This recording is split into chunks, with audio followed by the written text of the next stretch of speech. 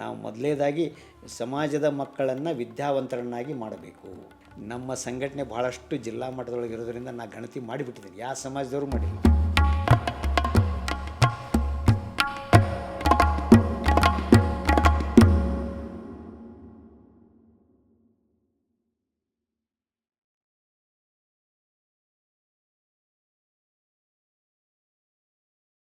ಆಮೇಲೆ ಮತ್ತೆ ನೀವು ರಿಟೈರ್ ಆದಮೇಲೆ ಮತ್ತೆ ಯಾಕೆ ವಿಶ್ವಕರ್ಮ ಸಮಾಜವನ್ನು ಕಟ್ಟಬೇಕು? ವಿಶ್ವಕರ್ಮ ಸಮಾಜವನ್ನು ಕಟ್ಟಲಿಕ್ಕೆ ಕಾರಣ ಏನಂತಂದರೆ, ಸರ್ಕಾರದಿಂದ 1918ನೇ ಇಸ್ವಿಯೊಳಗೆ ಸರ್ಕಾರ ಏನು ವಿಶ್ವಕರ್ಮ ಜಯಂತಿಯನ್ನು ಘೋಷಣೆ ಮಾಡ್ತು.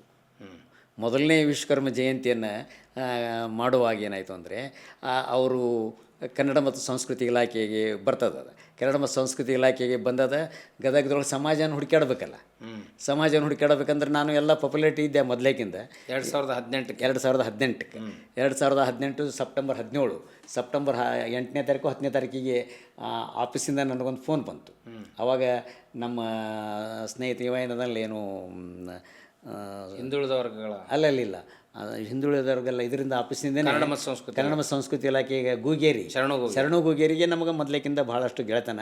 ಅವ ಸೀದಾ ನನಗೆ ಫೋನ್ ಮಾಡಿದ, ಸರ್ ಹಿಂಗೆ ಸರ್ಕಾರದಿಂದ ವಿಶ್ವಕರ್ಮ ಜಯಂತಿಯನ್ನು ಆಚರಿಸಲಿಕ್ಕೆ ಇದನ್ನು ಬಂದದ, ಅದಕ್ಕೆ ತಾವು ಬಂದು ಒಂದಿಷ್ಟು ಮಂದಿ ಕರ್ಕೊಂಬಂದು ಅದನ್ನು ಮಾಡಿಸ್ಕೊಡ್ಬೇಕು ಸರ್ ಅಂತ ಹೇಳಿದ. ಅವಾಗ ಏನಾಯಿತು, ಆಯಿತು ಅಂತೇಳಿ ನಮ್ಮವ್ರನ್ನೊಂದಿಷ್ಟು ಮಂದಿ ಕರ್ಕೊಂಡು ಹೋಗಿ ಅಲ್ಲಿ ಮೀಟಿಂಗ್ ಮಾಡ್ತಾರೆ. ಮೊದಲೇಕೆ ಮೀಟಿಂಗಿಗೆ ಹೋಗಿದ್ದೆ ನಾನು. ಮೀಟಿಂಗಿಗೆ ಹೋದಲ್ಲಿ ಅದನ್ನೆಲ್ಲನೂ ಮಾಡಿದಾಗ ಅದರ ಕಾರ್ಯಕ್ರಮವನ್ನು ನನ್ನ ಹಿರಿಯತನದೊಳಗೆ ಮಾಡೋದಾಯ್ತು. ಮೊದಲೇದ್ದು ಮಾಡುವಾಗ ಏನಾಯ್ತು, ಎಲ್ಲಿ ಮಾಡೋದು ಪ್ಲೇಸ್ ಅಂದಾಗ ಈ ನಮ್ಮ ಗದಗಿನ ಕಾಳಿಕಾ ದೇವಸ್ಥಾನದವರಷ್ಟು ಕಮಿಟಿಯವರು ಅಷ್ಟು ಉತ್ಸಾಹಿಗಳಿರಲಿಲ್ಲ. ಹಾಗಾಗಿ ಬೆಟಗೇರಿ ಕಾಳಿಕಾ ದೇವಸ್ಥಾನದೊಳಗೆ ನಾವೆಲ್ಲ ಸ್ವಲ್ಪ ಹಾಲ್ ಗೀಲೆಲ್ಲ ಹಾಕ್ಸಿಸಿದ್ವಿ ಅಲ್ಲಿ. ಹಾಗಾಗಿ ಅಲ್ಲಿ ಹೇಳಿದ ತಕ್ಷಣ ಮಾಡಿರಿ ಯಾರು ಬಿಡ ಅಂತಾರೆ ಅಂದಾಗ ಅದನ್ನು ಮೊದಲನೇದ್ದು ವಿಶ್ವಕರ್ಮ ಜಯಂತಿಯನ್ನು 2018ನೇ ಇಸ್ವಿಯೊಳಗೆ ಮಾಡುವಾಗ ಅವ ಸರ್ಕಾರಿ ಅಧಿಕಾರಿಗಳು ಬರಬೇಕಲ್ಲ. ಅವಾಗೆಲ್ಲ ಅಧಿಕಾರಿಗಳು DC ಬಂದಿದ್ದರು ಮತ್ತು ಜಿಲ್ಲಾ ಪಂಚಾಯತಿ ಅಧ್ಯಕ್ಷ ಬಂದಿದ್ದರು. ಅದರ ಜೊತೆಗೆ ಸಂಕನೂರು ಸರ್ MLC ಅವ್ರು ಬಂದಿದ್ದರು. ಇದಕ್ಕೆ ಕಾರಣ ಏನು ಅಂತಂದರೆ, ಸಂಕನೂರವರು ನಾನು ಇಬ್ಬರು ಬಾಜು ಕುಂತಿದ್ವಿ. ಕುಂತಾಗ ಸಂಕನೂರವ್ರು ನನಗೊಂದು ಮಾತಂದರು, ಕಡ್ಲಿಗಪ್ಪ ನೀ ಏನು ಎಲ್ಲ ಒಟ್ಟು ನಿನ್ನ ಸಮಾಜಕ್ಕೆ ಹೋಗಂಗೆ ಇಲ್ಲಲ್ಲೋ, ಬರೀ ನಮ್ಮ ಜೊತೆಗೆ ಇರ್ತಿಲ್ಲ ನೀನು ಅಂತಂದರು. ನನಗೆ ಏನು ಬಿಡು ಸರ್, ಎಲ್ಲ ನಮ್ಮವರು ಒಕ್ಕಟ್ಟಿಲ್ಲ, ಅದಕ್ಕೆ ಬಿಟ್ಬಿಟ್ನಿ.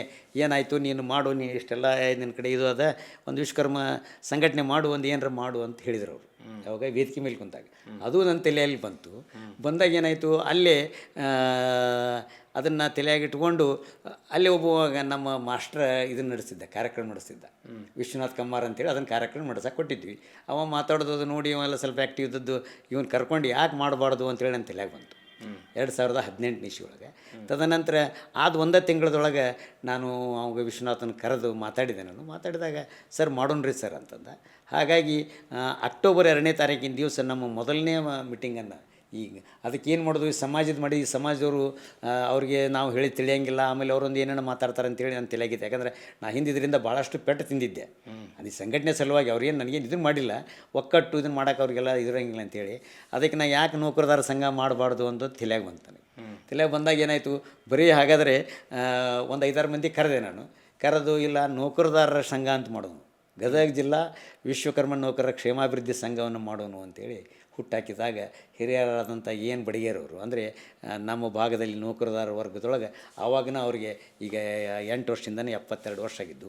ಅವ್ರನ್ನ ನಾನು ಫೋನ್ ಹಚ್ಚಿ ಮಾತಾಡಿದಾಗ ಯಾರು ಬಿಡಂತಾರೆ ಮಾಡೋಣ ಕಡ್ಲಿಪ್ಪ ಅಂತ ಹೇಳಿದರು ಅವ್ರು. ಯಾಕಂದರೆ ರೋಣ ತಾಲೂಕಿನ ಸಂಘಟನೆಯೊಳಗಿದ್ದರು, ಮತ್ತು ಎಲ್ಲರೂ ನಮ್ಮ ಸಮಾಜದ ಕಾರ್ಯಕ್ರಮಗಿದ್ದರೆ ಅವರೆಲ್ಲದರಲ್ಲೂ ಮುಂಚೂಣಿಯೊಳಗಿರ್ತಿದ್ರು.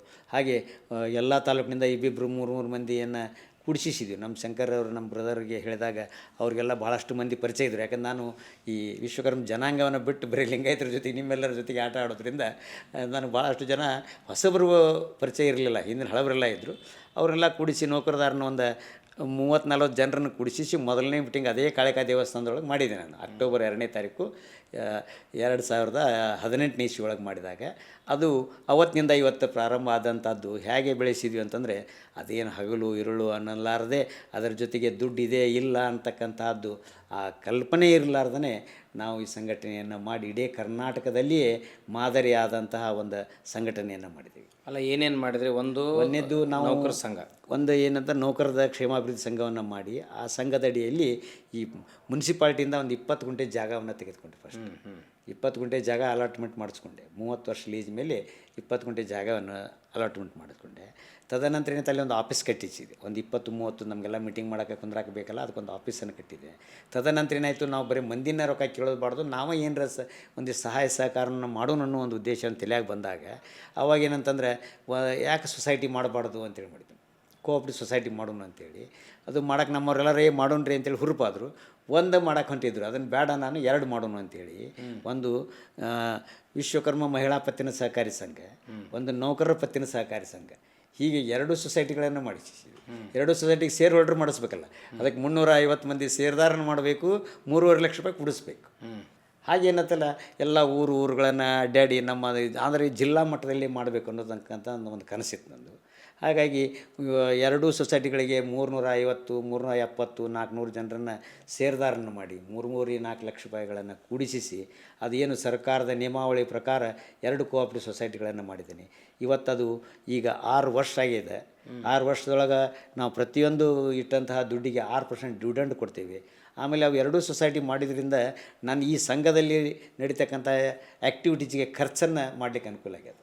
ಮತ್ತು ಅದು ಸ್ವಂತ ಕಟ್ಟಡನೂ ಮಾಡೋಷ್ಟು ಮಟ್ಟಿಗೆ ಹೆಂಗೆ ಸಾಧ್ಯ ಆಯಿತು? ಅದು ಏನಾಯಿತು, ಮುಂದೆ ಇದು ಸೊಸೈಟಿ ಬೆಳ್ಕೊಂತ ಹೋಯ್ತು. ಇದ್ರದ್ದು ಸೊಸೈಟಿ ವ್ಯವಹಾರ ಇವತ್ತಿಗೂ 1 ರೂಪಾಯಿನೂ ನಾವು ಅದರೊಳಗೆ ಇದನ್ನು ಆಗಲಾರ್ದಾಗೆ ನಡೆಸಿದೆ. ಹಾಗಾಗಿ ಆ ಜನರದ್ದೂ ತಕರಾರಿಲ್ಲ. ಆದರೆ ಇವತ್ತು ಅದು 2.5 ಕೋಟಿ ರೂಪಾಯಿ ಆಗಿದೆ ನಮ್ಮದು. ಈ ವರ್ಷದ ಟ್ರಾನ್ಸಾಕ್ಷನ್ 2.5 ಕೋಟಿ ರೂಪಾಯಿ ನಾವು ಮಂದಿಗೆ ಜನರ ಜೊತೆಗೆ ವ್ಯವಹಾರವನ್ನು ಮಾಡಿದ್ದೇವೆ. 25 ಲಕ್ಷ ನಮ್ಮ ಶೇರ್ ಬಂಡಲ್ ಆಗಿದೆ ಒಂದೊಂದು ಸೊಸೈಟಿದು.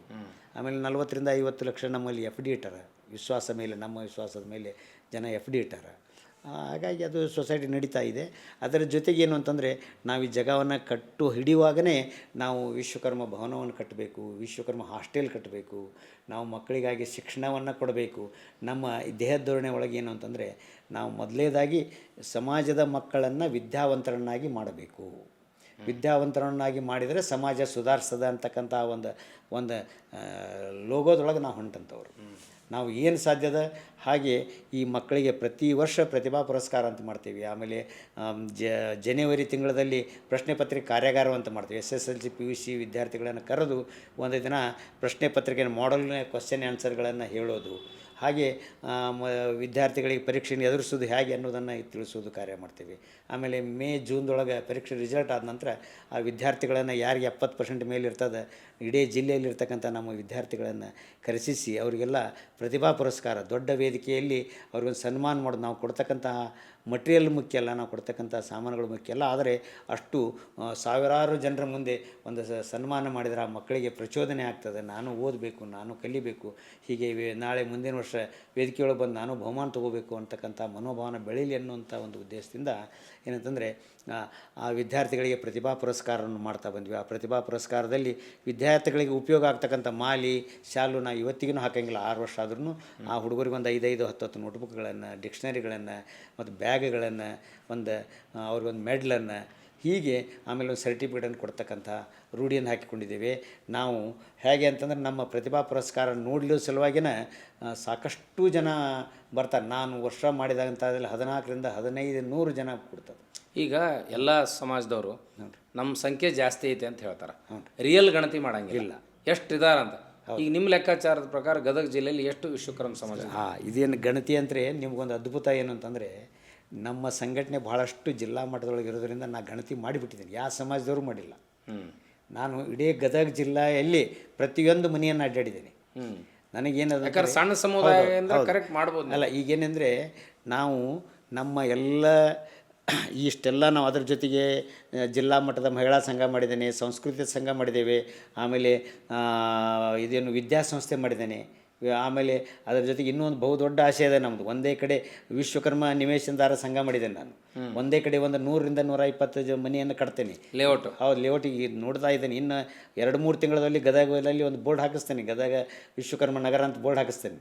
ಅಂದರೆ ಒಂದು ಜಾಗನ ನೋಡ್ತಾ ಇದ್ದೇವೆ. ಅಂದರೆ ಒಂದೇ ಜಿಲ್ಲೆಯಲ್ಲಿ ಪಾಪ್ಯುಲೇಷನ್ನು ಪಾಪ್ಯುಲೇಷನ್ ಏನಂತಂದ್ರೆ ಎಲ್ಲ ಸರ್ವೆ ಮಾಡಿದಾಗ ನಮ್ಮ ಜನ ಭಾಳಿಲ್ಲ ಭಾಳಿಲ್ಲ ಅದೇ ಹೌದು 15,885 ಜನ ಇದೆ ನಾವು. 15,000. ಹೌದು 15,000 ಇದ್ದೀವಿ.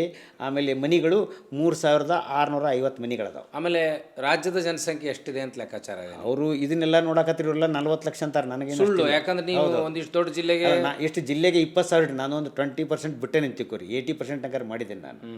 ಎಲ್ಲರೂ ಒಂದು ಊರಾಗ ಒಂದು 4-5 ಮನೆ ಉಳಿದಿರ್ತಾವೆ. ಹೀಗೆಲ್ಲ 80% ಮಾಡಿದ್ರೆ 20,000 ಹಿಡ್ಕೋರಿ. ನಮ್ಮ ಗದಗ ಜಿಲ್ಲಾದ 20,000 ಹಿಡಿದ್ರೆ ನಮ್ಮ ಗದಗ ಜಿಲ್ಲಾನ 20,000 ಅಂತಂದ್ರೆ ಇಂತೆ ಎವರೇಜ್ ಹುಬ್ಳಿ ಧಾರವಾಡ ಬೆಳಗಾವಿ ಒಂದು 5-6 ಸಿಟಿ ಬಿಟ್ಟರೆ ಉಳಿದೆಲ್ಲ ಕಡೆ ಎವರೇಜ್ ಇಷ್ಟೇ ಎಲ್ಲ ಜಿಲ್ಲೆ ಒಳಗೆ. ಈಗೇನು ಹುಬ್ಳಿ ಧಾರವಾಡ ದೊಡ್ಡ ಜಿಲ್ಲಾ ಅದ, ಬೆಳಗಾವಿ ದೊಡ್ಡ ಜಿಲ್ಲಾ ಅದ, ದಾವಣಗೆರೆ ದೊಡ್ಡ ಜಿಲ್ಲಾ ಅದ. ಇವೇನು ದೊಡ್ಡ ದೊಡ್ಡ ಜಿಲ್ಲೆಗಳ ಒಂದು 7-8 ಅದಾವಲ್ಲ, ಆ ಜಿಲ್ಲೆ ಒಳಗೆ ಅಷ್ಟೇ ಜನಸಂಖ್ಯೆ ಭಾಳ ಅಂದ್ರೆ 75,000 ಇರ್ಬೋದು. ಈಗ ನಮ್ದು 25 ಅಂದ್ರೆ ಅಲ್ಲಿ 75 ಇರ್ಬೋದು ಅಂತ ಒಟ್ಟು ಅಂದಾಜು ಎಷ್ಟು? ಒಟ್ಟು ಅಂದಾಜು ನನ್ನ ಅಂದಾಜು ಒಂದು 20ರಿಂದ 25 ಲಕ್ಷ ಇದೆ. ಇದಕ್ಕೆ ಹೆಚ್ಚಿಗೆ ಇರಾಕಿಲ್ಲ. ಯಾಕಂದ್ರೆ ಎಲ್ಲ ಜಿಲ್ಲೆ ಒಳಗೆ ಮಾಡಿದರೆ ಅದು ಸರಾಸರಿ ಗೊತ್ತಾಗ್ತದೆ. ಇವರೆಲ್ಲ ಹೇಳ್ತಾರೆ 40 ಲಕ್ಷ 50 ಲಕ್ಷ ಅಂತೇಳಿ ಸರ್ಕಾರ ಇದ್ರೊಳಗೆ ಹೇಳ್ತಾರೆ. ಆದರೆ ಎಲ್ಲಿ ದಾಖಲೆ ಇಲ್ಲ. ಸರ್ಕಾರ ನಿಮ್ಗೆ ವಿಶ್ವಕರ್ಮ ಸಮಾಜಕ್ಕಾಗಿ ಒಂದು ಸಪ್ರೇಟು ಇದನ್ನು ಬೋರ್ಡ್ ಮಾಡಿದೆ, ಅಭಿವೃದ್ಧಿ ಮಂಡಳಿ ಮಾಡಿದೆ. ಅದರಿಂದ ಈಗೇನದ ಜನರಿಗೆ ಇವು ಚಿಕ್ಕ ಹಿಡಿಯೋಳದಾರ ಅಂತ ರೈತರು ಬರ್ತಾರಲ್ಲ, ಅವರಿಗೆಲ್ಲ ಬೋರ್ ಹಾಕಲಿಕ್ಕೆ ಅನುಕೂಲ ಮಾಡಿಕೊಟ್ಟಾರ. ಆಮೇಲೆ ಈ ಕಸುಬುಗಳನ್ನು ಮಾಡ್ತಕ್ಕಂಥ ಬಡೀತನ, ಕಮ್ಮಾರಿಕೆ, ಪತ್ತಾರಿಕೆ ಮಾಡೋವಂಥವ್ರಿಗೆ ಸಾಮಾನುಗಳ ಕಿಟ್ಗಳನ್ನು ಕೊಡ್ತಾರೆ. ಆಮೇಲೆ ವಿದ್ಯಾರ್ಥಿಗಳಿಗೆ ವಿದ್ಯಾರ್ಥಿ ವೇತನ ಅಂತ ಕೊಡ್ತಾರೆ. ಹೀಗೆಲ್ಲ ಅವರಂದ್ರೆ ವಿದ್ಯಾರ್ಥಿಗಳಿಗೆ ಈಗ ರಾಜ್ಯದಲ್ಲಿ ರಾಜಕೀಯ ಸಂಘಟನೆ, ರಾಜಕೀಯ ಶಕ್ತಿ ಬಂದ್ರೆ ನಮಗೆ ಸ್ಟ್ರೆಂತ್ ಬರ್ತದೆ ಅನ್ನೋ ಕಾರಣಕ್ಕೆ ಹೌದು ಎಲ್ಲ ಸಮಾಜದವ್ರನ್ನೂ ಎಲ್ಲ ರಾಜಕೀಯ ಪಕ್ಷಗಳು ಓಲೈಸ್ತಾವೆ. ಹೌದು. ಹಂಗೆ ನಿಮ್ಮ ಸಮಾಜದ 2 ರಾಜಕಾರಣಿಗಳಾದರು, 2 MLCಗಳಾದರು. ನಾನು ಸರಿ ಇದ್ರೆ ಚಿತ್ರದುರ್ಗದ ಇವರು ರಘು ಆಚಾರ್ ಹೌದು. ಆಮೇಲೆ ಭಾಳ ದೊಡ್ಡ ವ್ಯಾಪಾರಿ ನಂಜುಂಡಿ KP ನಂಜುಂಡಿ, ಇಬ್ಬರು ಈ ಸಮಾಜದಿಂದ ಹೌದು ಅವರು ವಿಧಾನ ಪರಿಷತ್ ಸದಸ್ಯರಾದರು. ಒಮ್ಮೆ MLA ಆಗಿರಬೇಕು, MLC ಆಗಿದ್ರು. ಇದರಿಂದ ಏನು ಸಮಾಜಕ್ಕೆ ಕೊಡುಗೆ ಆಯ್ತು ಅನಿಸ್ತತಿ? ಸಂಘಟನೆ ಅಲ್ಲಿ ರಾಜ್ಯ ಮಟ್ಟದಲ್ಲಿ ಹೆಂಗಿದೆ? ನೀವು ಜಿಲ್ಲೆಯಲ್ಲಿ ಸಂಘಟನೆ ಮಾಡಿರಿ, ಜಿಲ್ಲೆಯೊಳಗೆ ನಿಮ್ಮ ಬೆಂಬಲ ಐತಿ. ರಾಜ್ಯದಲ್ಲಿ ನಿಮ್ಮ ವಿಶ್ವಕರ್ಮ ಸಮಾಜ ಒಂದೇನು ಅಂತಂದರೆ ನಾವು ನಂಜುಂಡಿಯವ್ರು ನೆನೆಸ್ಬೇಕು. ಯಾಕಂದರೆ ಈಗೇನು ವಿಶ್ವಕರ್ಮರು ಯಾರು ಅನ್ನೋದಾಗ ಗೊತ್ತಿರಲಿಲ್ಲ ಆದಂತಹ ಒಂದು ಪರಿಸ್ಥಿತಿ 20 ವರ್ಷಗಳ ಹಿಂದೆ 1998ಕ್ಕೆ ಏನು ಪ್ರಾರಂಭ ಆಯಿತು ನಮ್ಮ ಸಂಘಟನೆ. ಆ ಸಂಘಟನೆ ಒಳಗೆ ಭಾಳಷ್ಟು 2-3 ವರ್ಷದೊಳಗೆ ವಿಶ್ವಕರ್ಮನ ಜಾಗೃತ ಮಾಡಿದಂತಹ ಕೆಲಸವನ್ನು ನಂಜುಂಡಿಯವ್ರು ಮಾಡಿದ್ದಾರೆ. ನಂಜುಂಡಿಯವರು ಪಾಪ್ಯುಲರ್ ಇಲ್ಲ, ಪಾಪ್ಯುಲರ್ ಇರೋಕ್ಕಿಂತಲೂ ಏನಾಯಿತು, ಅವ್ರಿಗೆ ವ್ಯಾಪಾರಕ್ಕಿಂತಲೂ ಅವರು ಒಂದು ಬೆಳೆಸಬೇಕು ಮಾಡಬೇಕಂತಕ್ಕಂಥ ಮನೋವೃತ್ತಿಯಿಂದ ನಮ್ಮವ್ರು ಅವ್ರನ್ನ ಮೇಲೆ ತಂದರು. ಅದರೊಳಗೆ ಈಗೇನು ಬಡಿಗೇರ್, ನಮ್ಮ ಹೊಳೆ ಆಲೂರು ಬಡಿಗೇರ್ ಫ್ಯಾಮಿಲಿ ಅದಲ್ಲ, ಬಸವರಾಜ ಮತ್ತು ಈರಣ್ಣ ಮತ್ತು ಇವರು ಏನದಲ್ಲ, ಅವ್ರು 3 ಜನ ಅಣ್ತಂಬರು ಅಲ್ಲಿ ಬೆಂಗಳೂರಲ್ಲಿ ಹೋಗಿದ್ದರು. ಬೆಂಗಳೂರಲ್ಲಿ ಇಬ್ಬರಿದ್ದಾರೆ. ಅವ್ರು ಏನದಲ್ಲ ಈ ನಂಜುಂಡಿಯವ್ರನ್ನ ಸಮಾಜಕ್ಕೆ ಪರಿಚಯಿಸಿದರು. ಆ ಕೆಲಸವನ್ನು ಮಾಡಿದಂಥದ್ದು ಆ ರಥಶಿಲ್ಪಿಗಳು. ಅದರ ತದನಂತರ ಅವ್ರು ಎಲ್ಲರನ್ನ, ಯಾಕಂದರೆ ಬೆಂಗಳೂರಲ್ಲಿ ಈ ನಮ್ಮ ಉತ್ತರ ಕರ್ನಾಟಕದ ವಿಶ್ವಕರ್ಮರು ಭಾಳಷ್ಟು ಜನ ಇದ್ದಾರೆ ರೀ. ಅವರೆಲ್ಲರನ್ನ ಜಾಗೃತ ಮಾಡಿದರು. ತದನಂತರ ಆ ಜನ ಎಲ್ಲ ಇಲ್ಲಿ ಉಳಿದ ಎಲ್ಲ ಕಡೆ ನಂಜುಂಡಿಯವರನ್ನು ಮುಂದಾಳತ್ವದಲ್ಲಿ ಎಲ್ಲ ತಾಲೂಕಾ ಮಟ್ಟದಲ್ಲಿ, ಹೋಬಳಿ ಮಟ್ಟದಲ್ಲಿ ಸಂಘಟನೆಯನ್ನು ಮಾಡ್ತಕ್ಕಂಥ ಶಕ್ತಿ ಬಂದಾಗ ಏನದಲ್ಲ, ಈಗೇನು ಇದು ಒಂದು ವಿಶ್ವಕರ್ಮ ಮಹಾಸಭಾ ಅಂತೇಳಿ ಅವರೊಂದು ಟೈಟಲ್ನೊಳಗೆ ಭಾಳಷ್ಟು ಒಳ್ಳೆಯ ಕೆಲಸವನ್ನು ಮಾಡಿದರು.